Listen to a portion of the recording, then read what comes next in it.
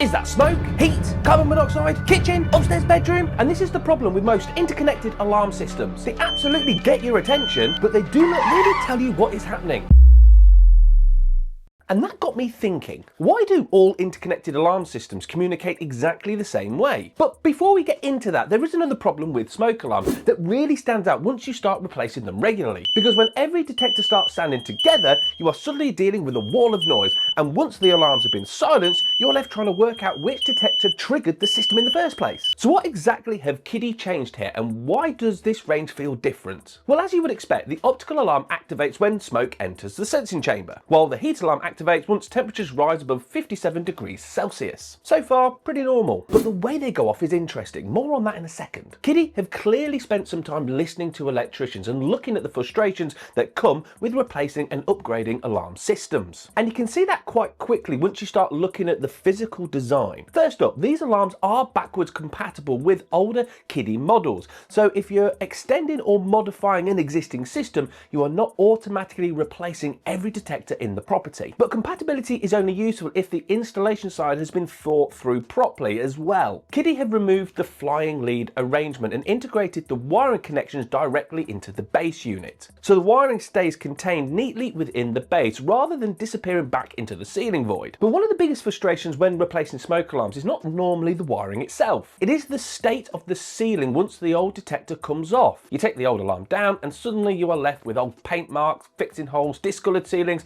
or a footprint where the previous alarm has been sat for the last 10 years. Then you offer the new detector up and realise the new base is smaller than the old one, because replacement work often leaves visible ceiling marks behind. Well, Kidde are introducing this large flared base design which helps cover the footprint from older alarms during retrofit installations. And anybody who regularly changes smoke alarms will understand why that matters, especially in occupied houses where the customer really does not want a ceiling repair because of a detector change. The detector head itself now slides onto the base and clicks into place rather than twisting onto a separate flying lead arrangement. To remove it again, a screwdriver is inserted into the tamper slot and the detector slides back off the base. There are also side cable entry points for mini trunking, which makes surface wiring and retrofit work much cleaner. So there are quite a few little design decisions here that feel focused on making replacement work quicker and cleaner. And that matters because a huge amount of smoke alarm work now is retrofit and upgrade work rather than brand new installations. But before we get to that really clever bit, there is one other feature worth looking at. Kidde have built alarm memory into these detectors, and this is actually very useful once you think about how interconnected alarms behave during a real alarm event. Because if you have multiple interconnected alarms around a property and one detector activates, every alarm starts sounding together, which is exactly what you want from a safety point of view. But once the system has been silenced, you are left trying to work out which detector triggered the system in the first place. Was it the kitchen heat alarm? Was it smoke upstairs? Or was it something that briefly activated and then cleared itself before anyone even got there? And this is where the memory function becomes useful, because the initiating alarm stores the event in memory, even after the alarm stops sounding. For the first 24 hours after an alarm event, the originating detector flashes its red LED 3 times every 40 seconds. So instead of guessing where the original issue started, you can physically identify which detector originally activated the system. And this is also where another product in the range starts making a lot more sense, because Kidde have introduced the RTHL control switch as part of their wider interconnected alarm ecosystem. Now at first glance, this looks like a remote test and hush switch for the alarm system. And yes, it does allow you to remotely test and silence the interconnected alarms from a central location. But the really clever part is what happens when you use the locate function during an actual alarm event. Because instead of silencing the entire alarm network together, the RTHL silences every alarm apart from the detector that originally triggered the system. So rather than standing in the middle of the property listening to every detector screaming at once, the alarm that detected the danger first is left sounding on its own. And suddenly locating the source of the problem becomes much easier, especially in larger properties where multiple interconnected alarms can otherwise turn into one continuous wall of noise. The RTHL also gives you a central test point for the system, so you can test all the interconnected alarms from one accessible location rather than reaching up to individual detectors around the property. And once you start combining that with the alarm memory function built into the detectors themselves, the whole thing starts feeling much more like one connected system rather than just individual alarms linked together. The range itself is divided into optical smoke alarms and heat alarms, depending depending on the application. The KF21 and the KF21R are the optical smoke detectors. The optical alarms are intended for circulation spaces and escape routes such as hallways, landings and living areas where early smoke detection is important. The KF31 and KF31R are the heat detector versions. The heat alarms are more suitable for kitchens, garages and boiler rooms where steam,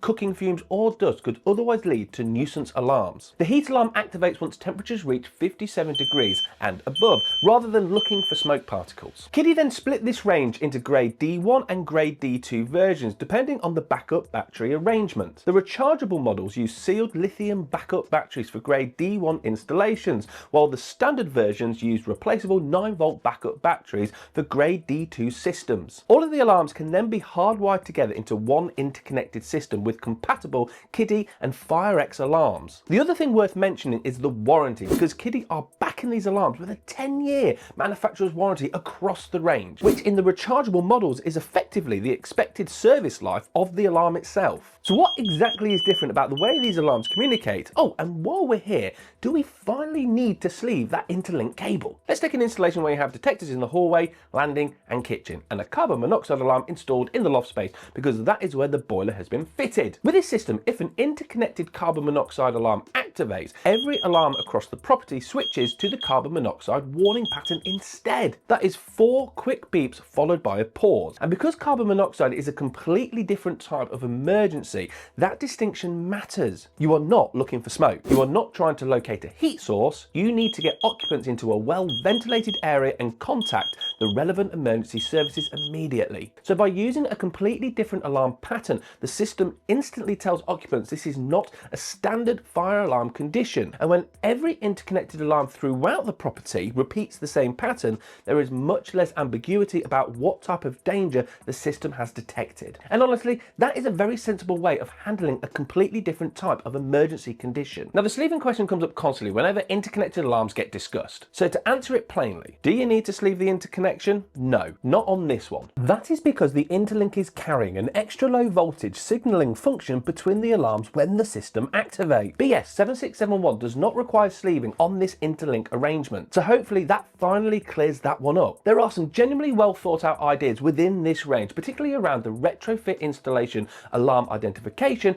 and interconnected systems behaviour. And honestly, anything that gives occupants better information during an emergency has got to be a step in the right direction. If you want to take a closer look at the Kidde range, I have left links in the description. And if you want to see how these alarms were installed as part of a full house upgrade project, then click the video on screen now.